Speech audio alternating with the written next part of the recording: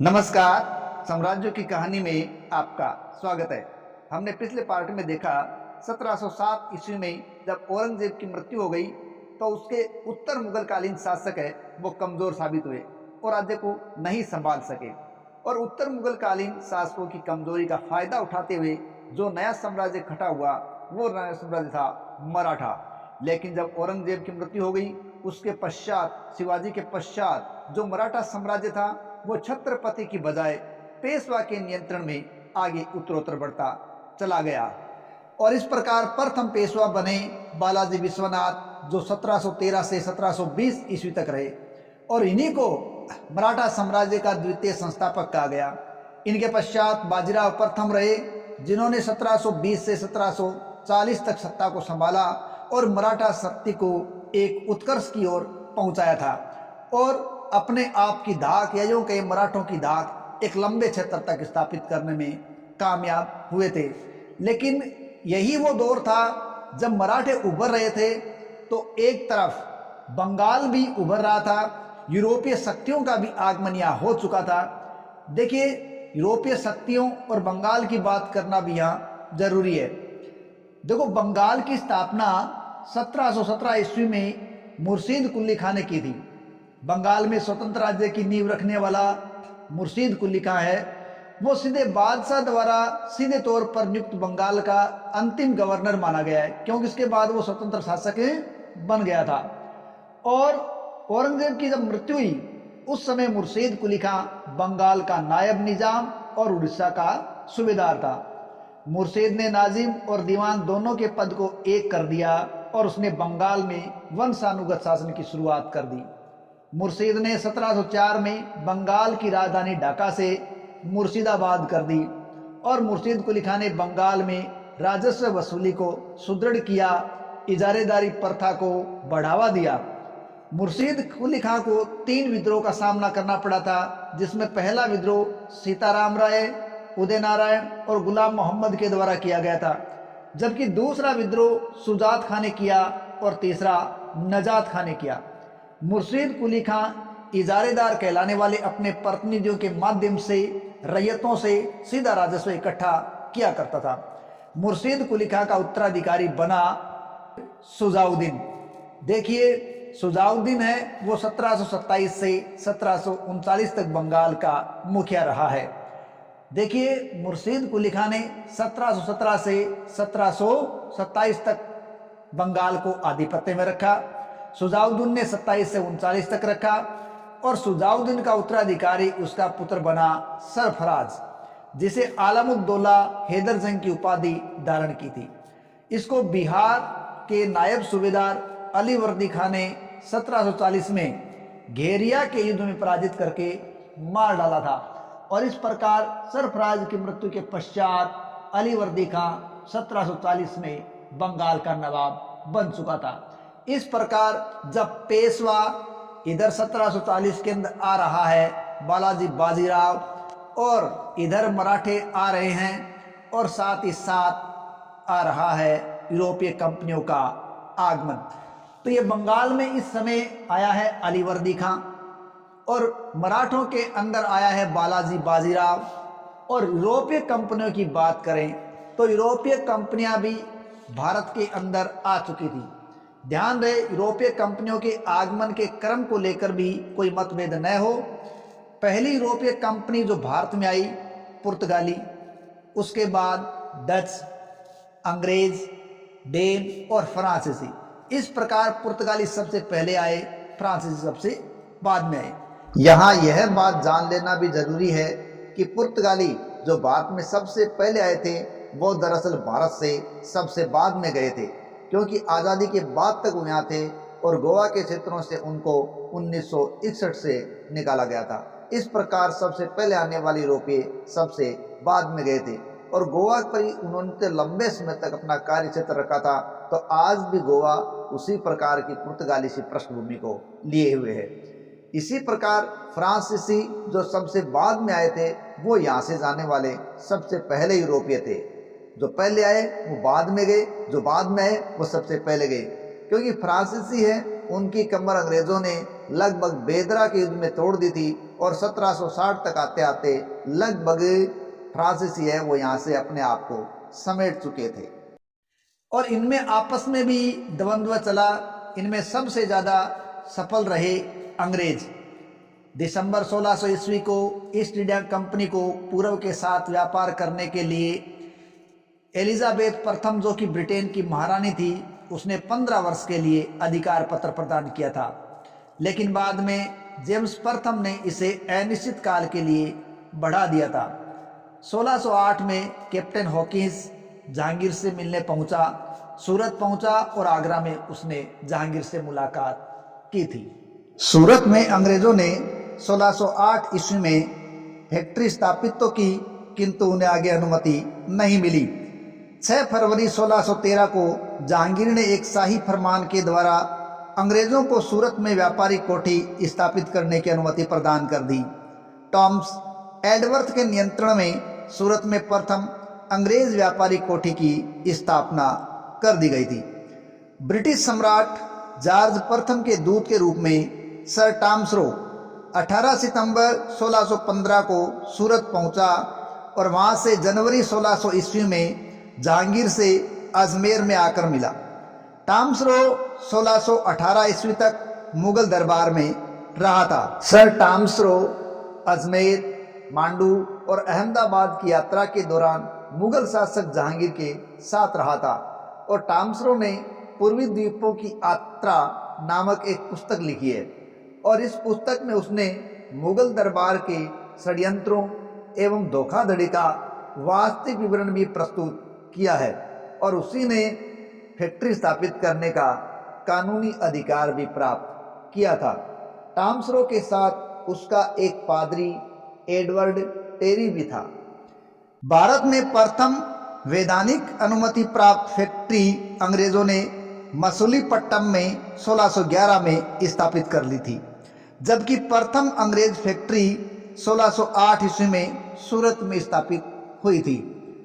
1651 ईस्वी में शाह शुजा से अनुमति लेकर ब्रिजमैन ने बंगाल में हुगली नामक स्थान पर बंगाल के प्रथम अंग्रेज कारखाने की स्थापना की। बाद में कासिम बाजार, पटना और राजमहल में भी अंग्रेज कारखाने खोले। 1661 ईस्वी में एक अलग ही घटना घटित होती है।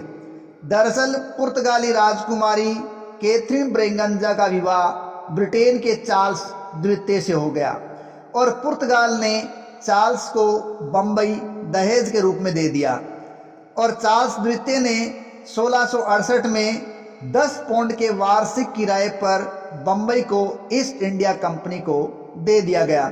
बस यहीं से पुर्तगालियों के बुरे दिन और अंग्रेजों के अच्छे दिन शुरू होना माना जाता है। गेराल्ड आंगियार 1669 से 1677 ईस्वी तक बम्बई का गवर्नर रहा। गेराल्ड आंगियार को बम्बई का संस्थापक माना जाता है। ईस्ट इंडिया कंपनी का शुरुआत में नारा था भूभाग नहीं व्यापार, लेकिन यह नारा कालांतर में बदलता चला गया। बंगाल में प्रथम अंग्रेज गवर्नर विलियम हेजेज बना। इसके साथ ये जान लेना भी जरूरी है कि जीन बैप्टिस्ट ट्रेवर्नियर एक फ्रांसीसी यात्री था। उसने 6 बार भारत की यात्रा की थी। हालांकि पेशे से एक जौहरी था, तो इसने हीरों के व्यापार और खनिजों के बारे में विस्तार से लिखा था, लेकिन समुद्री मार्गों, सिक्कों, मापतोल आदि के बारे में उसने बहुत ज़्यादा जानकारियाँ लिखी है। ट्रेवर्नियर का विवरण है वो मुगल काल के लिए एक आर्थिक इतिहास को जानने का एक बहुत अच्छा स्रोत है। इसके अलावा इसने अपना यात्रा विवरण ट्रेवल इन इंडिया में 1676 में प्रकाशित भी किया और इसमें औरंगजेब और शाहजहां के शासनकाल का विस्तार से वर्णन दिया गया है और औरंगजेब के काल के बारे में हमें ट्रेवर्नियर की इस यात्रा वृत्तांत से बहुत सी जानकारी प्राप्त होती है। अंग्रेजों को मुगल सम्राट औरंगजेब ने 1686 ईस्वी में हुगली से बाहर खदेड़ दिया और कंपनी के गवर्नर सर जॉन चाइल्ड को बाहर निकाल दिया। 1698-99 ईस्वी में बंगाल के सूबेदार अजीमुस्सान की अनुमति के बाद कंपनी ने जमींदार इब्राहिम खां से 1200 रुपये में सुतानाटी, गोविंदपुरा और कालीकाता की जमींदारी खरीद ली। इन तीनों गांवों को मिलाकर बाद में आधुनिक कलकत्ता की नींव 1699 में जॉब चोरनोक के द्वारा डाली गई और फोर्ट विलियम किले का निर्माण करवाया गया। इस प्रकार जॉब चोरनोक को कलकत्ता का संस्थापक के रूप में देखा जाता है। 1715 ईस्वी में जॉन शरमन के नेतृत्व में एक ब्रिटिश दूत मंडल व्यापारिक रियायतें प्राप्त करने के लिए मुगल बादशाह फर्रुखशेर के दरबार में पहुंचा और इस दूत मंडल में विलियम हैमिल्टन नामक डॉक्टर था, जिसने फर्रुखशेर को एक भयानक बीमारी से मुक्ति दिला दी। फर्रुखशेर ने 1717 ईस्वी में एक फरमान, जिसे इतिहास में दस्तक कहा गया, वो जारी कर दिया और बंगाल में 3000 रुपये वार्षिक कर के बदले कंपनी के व्यापार को सीमा शुल्क से मुक्त कर दिया। कंपनी के बंबई में डाले गए सिक्कों को संपूर्ण मुगल साम्राज्य में मान्यता दे दी गई। वह सूरत में 10,000 रुपये सालाना अदा करने पर कंपनी के समस्त व्यापार को आयात निर्यात शुल्क से मुक्त कर दिया गया। दस्तक निःशुल्क व्यापार का एक आज्ञा पत्र था और इसे कंपनी का मेघना कार्टा भी कहा जाता है। मुर्शीद कुली खां ने फर्रुखशेर के इस फरमान को बंगाल में नियंत्रित करने का प्रयास किया था और यहीं से अंग्रेज और बंगाल के नवाबों के बीच खटास आनी शुरू हो गई थी, जो कालांतर में बढ़ती चली गई। इधर दूसरी यूरोपीय कंपनी के रूप में जो पुर्तगाली थे, वो सबसे पहले भारत में आए थे। पुर्तगालियों ने 1503 में कोचीन में अपनी पहली व्यापारिक कोठी की स्थापना कर ली और पहला किला बनवाया। पुर्तगाली कंपनी का नाम एस्तादे द इंडिया था और भारत में पुर्तगाली प्रथम वायसराय था फ्रांसिस्को डी अल्मेडा। इस अल्मेडा ने ब्लू वाटर पॉलिसी यानी नीले पानी की नीति अपनाई और इस नीति का उद्देश्य था भारत में व्यापारिक एकाधिकार बनाए रखने के लिए समुद्र पर नियंत्रण करना। इसलिए उसने तटीय प्रदेशों पर ही बस्तियां बनाई, आंतरिक भागों पर उसने कोई नियंत्रण नहीं किया था। अल्फांसो डी अल्बुकर्क को भारत में पुर्तगाली साम्राज्य का वास्तविक संस्थापक माना जाता है। अल्बुकर्क ने 1503 ईस्वी में भारत में स्क्वेड्रन के रूप में आया और 1509 में भारत का वायसराय नियुक्त किया गया था और इसका मुख्य उद्देश्य था पुर्तगालियों के व्यापारिक एकाधिकार की स्थापना करना। अल्बुकर्क ने 1510 ईस्वी में बीजापुर के शासक आदिल शाह से गोवा छीन लिया और गोवा छीन कर उन्होंने 1530 में भारत में पुर्तगाली व्यापारिक केंद्र की राजधानी गोवा बना ली। पुर्तगाली वायसराय नीनू डी कुना, जो 1529 से 38 तक रहा था, उसने 1530 ईस्वी में कोचीन की जगह गोवा को राजधानी बनाया। डी कुना ने सेंट थोमा, मद्रास, हुगली, बंगाल और दीव में भी पुर्तगाली बस्तियों की स्थापना कर दी। पुर्तगालियों ने चाउल, सालसेट, बम्बई और बेसिन पर भी अधिकार कर लिया था। बंगाल के चटगांव, सतगांव में भी इन्होंने कारखाने स्थापित करने में की स्वीकृति इनको प्राप्त हो चुकी थी, लेकिन पुर्तगाली कालांतर में सफल नहीं हो पाए। इसका कारण था उनकी कट्टर धार्मिक नीति, क्योंकि वे यहाँ ईसाई धर्म प्रचार के रूप में ज़्यादा ध्यान देते थे, धर्म परिवर्तन की ओर ध्यान देने लगे थे। इसके अलावा समुद्री इलाकों में डकैती, लूटपाट उनके व्यापार का प्रमुख हिस्सा था, अतः वे भारत में अलोकप्रिय थे और सफल नहीं हो पाए।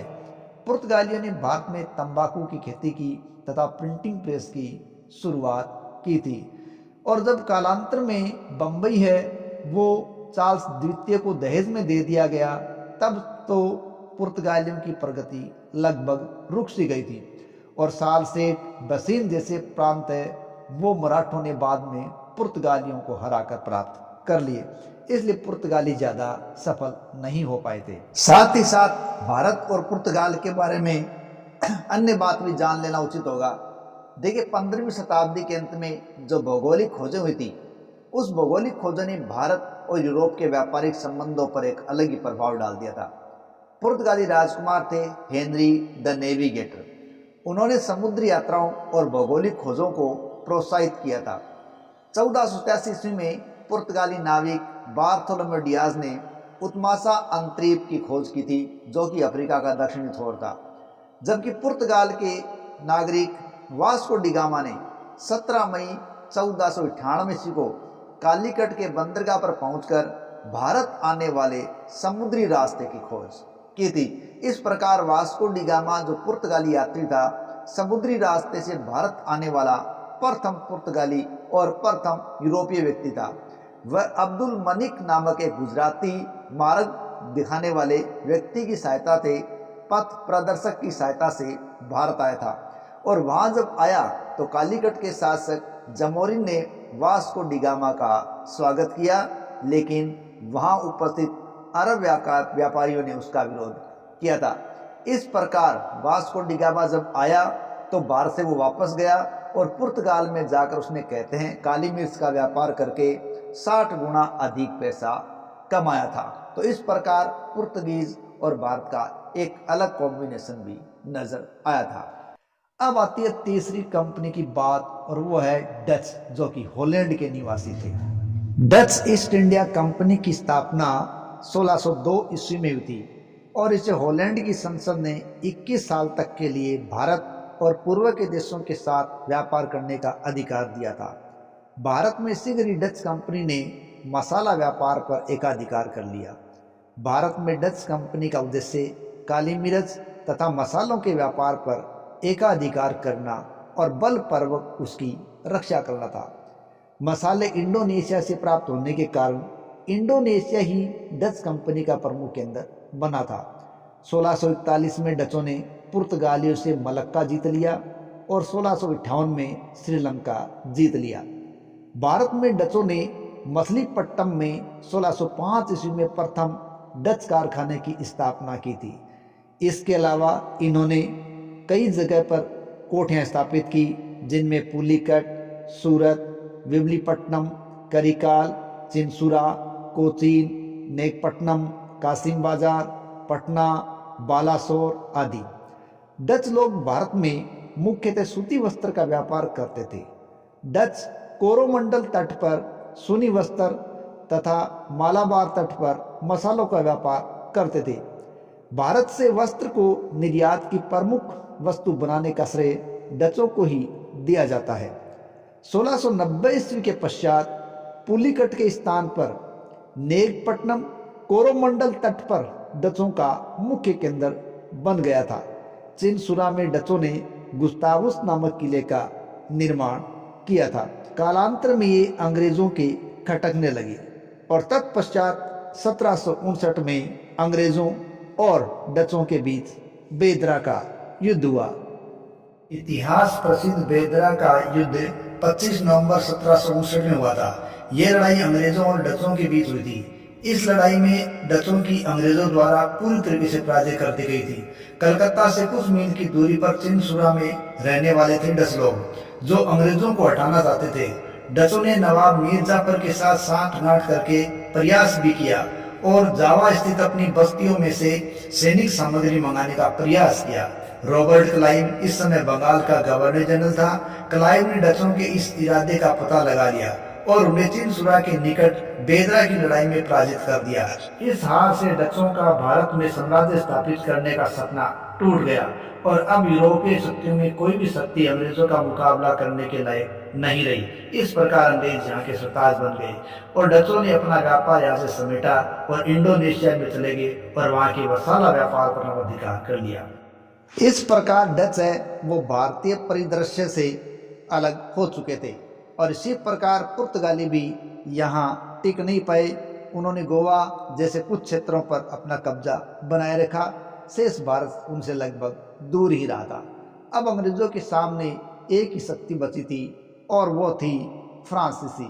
आइए अगली यूरोपीय कंपनी देखते हैं, फ्रांस। यूरोपीय कंपनियों में भारत आने वाली अंतिम कंपनी थी फ्रांसीसी कंपनी। देखिए, फ्रांसीसी कंपनी को लुई 14वें के मंत्री कोलबर्ट ने 1664 में स्थापित किया था और ये फ्रांस सरकार की कंपनी थी जो मुख्यतः एक सरकारी उपक्रम की भांति काम करती थी।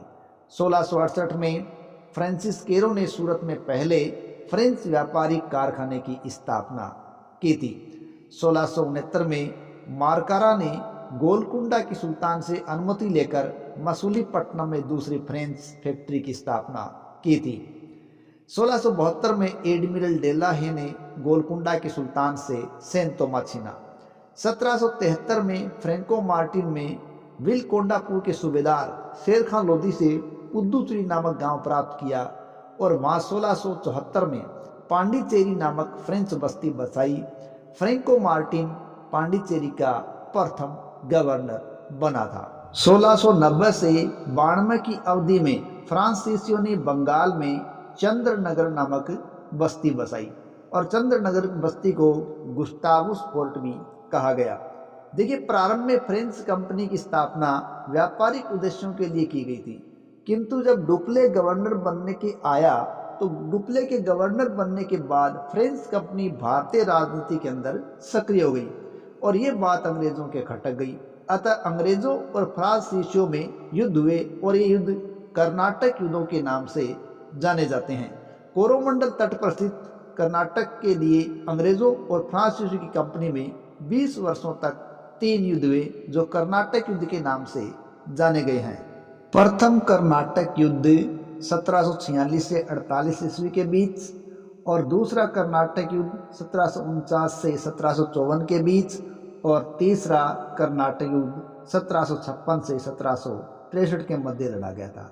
देखिए, कर्नाटक के प्रथम युद्ध के कारण क्या थे। प्रथम कर्नाटक युद्ध का तात्कालिक कारण था ऑस्ट्रिया के उत्तराधिकार को लेकर फ्रांस और इंग्लैंड के बीच द्वंद्व।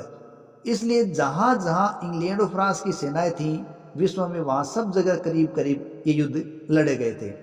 भारत में भी कैप्टन पैराडाइज के नेतृत्व में फ्रांसीसी सेना ने अड़ियार या सेंट थोमे के युद्ध में महफूज खान के नेतृत्व वाली कर्नाटक के नवाब अनवरुद्दीन की सेना को पराजित कर दिया गया। 1748 में एक्स ला सेपेल की संधि से यूरोप में दोनों देशों में युद्ध समाप्त हो गया, इसलिए भारत में भी युद्ध समाप्त हो गया। लेकिन कर्नाटक के पहले युद्ध ने भारत में फ्रांसीसियों की प्रतिष्ठा को बढ़ावा दिया था। कर्नाटक का दूसरा युद्ध 1749 से 1754 ईस्वी के बीच लड़ा गया था और ये युद्ध कर्नाटक व हैदराबाद में उत्तराधिकार का परिणाम था। दरअसल कर्नाटक में नवाब अनवरुद्दीन और उसके बहनोई चांदा साहब के बीच विवाद था। डुप्ले ने चांदा साहब का सहयोग किया और अंग्रेजों ने अनवरुद्दीन का सहयोग किया। चांदा साहब ने 1749 में अंबर के युद्ध में अनवरुद्दीन को पराजित कर दिया और मार डाला। इस प्रकार फ्रांसीसी शक्ति ने जिसका साथ दिया था उस चांदा साहब का नवाब बनना तय हो गया और डुप्ले की शक्ति में बढ़ोतरी हो गई। युद्ध के इस परिणाम से फ्रांसीसी कंपनी को मसूलीपट्टनम का नगर और पांडिचेरी के निकट जमीन पुरस्कार के रूप में मिल गई। हालांकि अंबर के युद्ध में अनवरुद्दीन तो मार डाला गया, लेकिन उसके पुत्र मोहम्मद अली ने अंग्रेजों से मदद मांगी और त्रिचन्नापल्ली के दुर्ग में शरण ले ली।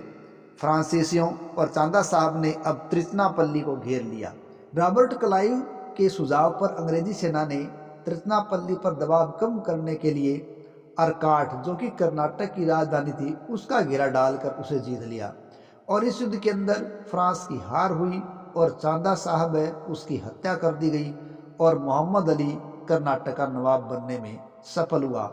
इस प्रकार यहाँ डुप्ले की बुरी हालत हुई और डुप्ले को हार के बाद 1754 में वापस बुला लिया गया और गोडेहू को यहाँ गवर्नर फ्रांसीसी रूप में बनाया गया और द्वितीय युद्ध पांडिचेरी की संधि के साथ 1755 में समाप्त हो गया था। कर्नाटक का तीसरा युद्ध 1756 से 1763 के मध्य लड़ा गया। देखिए, यह युद्ध यूरोप में हुए सप्तवर्षीय युद्ध का परिणाम था, जहां इंग्लैंड और फ्रांस के बीच द्वंद्व चल रहा था। तीसरे युद्ध का भारत में तात्कालिक कारण क्लाइव तथा एडमिरल वाटसन के द्वारा बंगाल स्थित चंद्रनगर पर अधिकार कर लेना था। देखिए, इसी युद्ध के साथ ही यहाँ अंग्रेज बहुत ज़्यादा ताकत से लबालब थे, क्योंकि 1757 में इन्होंने प्लासी का युद्ध जीता था। इसके बारे में हम बाद में बात करेंगे। देखिए, 1760 में अंग्रेज सेनापति सर आयरक्रूट ने लाली के नेतृत्व वाली फ्रांस सेना को वांडीवास नामक स्थान पर पराजित कर दिया और फ्रांसीसी सेनापति बुस्सी को बंदी बना लिया और लाली पांडिचेरी भाग गया। फ्रेंच सेनापति काउंट लाली ने मद्रास को जीतने का एक असफल प्रयास भी किया था, लेकिन वो सफल नहीं हो पाया और 1761 में अंग्रेज़ों के सामने उसने आत्मसमर्पण कर दिया और बाद में फ्रांसीसी सेना ने मुकदमा चलाकर उसको फांसी दे दी थी। कर्नाटक के इस तीसरे युद्ध में फ्रांसीसियों की एक निर्णायक पराजय हो चुकी थी और अब भारत में उनकी राजनीतिक महत्वाकांक्षा हमेशा के लिए समाप्त हो चुकी थी। अब भारत में यूरोपीय कंपनी में कोई कंपनी अंग्रेज़ों को टक्कर देने वाली नहीं थी। हालांकि एक कंपनी डेनिश या डेनमार्क की कंपनी भी थी जिसने त्रिंकोबार तमिलनाडु में व्यापारी कोठी स्थापित कर रखी थी और 16 क्षेत्र में श्रीरामपुर बंगाल में भी कोठी स्थापित की थी, लेकिन कभी इन्होंने अंग्रेज़ों से पंगा नहीं लिया और 1845 में डेनमार्क ने अपनी भारतीय वाणिज्यिक कंपनी को अंग्रेज़ों को बेच दिया। इस प्रकार इनका कोई समझौता या सामना नहीं हुआ और केवल एक सत्ता यहाँ रह गई, वो थी ईस्ट इंडिया कंपनी। इस प्रकार जो यूरोपीय कंपनियां भारत में आई थी उनमें कर्नाटक के तीसरे युद्ध ने फ्रांसीसियों को समाप्त कर दिया, बेदरा के युद्ध ने डचों को समाप्त कर दिया, डेनो ने अपनी कंपनी अंग्रेज़ों को बेच दी और पुर्तगाली एक छोटे से क्षेत्र में सीमित होकर रह गए। इस प्रकार यूरोपीय शक्तियों का प्रतिरोध इंग्लैंड के सामने या ईस्ट इंडिया कंपनी के सामने समाप्त हो चुका था। अब धीरे धीरे भारतीय रियासतों में भी जो द्वंद्व चल रहा था उनको भी उन्होंने रास्ते से हटाना शुरू कर दिया और प्लासी का जो संघर्ष था उस संघर्ष ने बंगाल को भी अंत कर दिया था। तो आइए अब जानते हैं प्लासी के संघर्ष की कहानी। दरअसल 23 जून 1757 का प्लासी का युद्ध हुआ था। अंग्रेजों ने मार्च 1757 में फ्रांसीसी बस्ती चंद्रनगर पर कब्जा कर लिया था और इसी बात को लेकर 23 जून 1757 को प्लासी का युद्ध हुआ। प्लासी गांव में क्लाइव और सिराजुद्दौला की सेना के बीच ये युद्ध हुआ था। प्लासी बंगाल के नदिया जिले में गंगा नदी के भागीरथी सहायक नदी के किनारे है। मीर जाफर, यार लतीफ़ खान, राय दुर्लभ आदि ने बंगाल में नवाब की सेना में विश्वासघात किया और बिना लड़े ही वो मैदान से अलग हो गए थे। नवाब के वफादार रहे मीर मदान और मोहनलाल, इन्होंने संघर्ष किया लेकिन वो कुछ ही देर कर सके और मारे गए। सिराजुद्दौला को मीर जाफर ने महल जाने की सलाह दी। सिराजुद्दौला युद्ध मैदान छोड़कर महल में चला गया जहां उसके मीर जाफर के बेटे मीरन ने हत्या कर दी। 28 जून 1757 को मीर जाफर बंगाल का नवाब बन गया।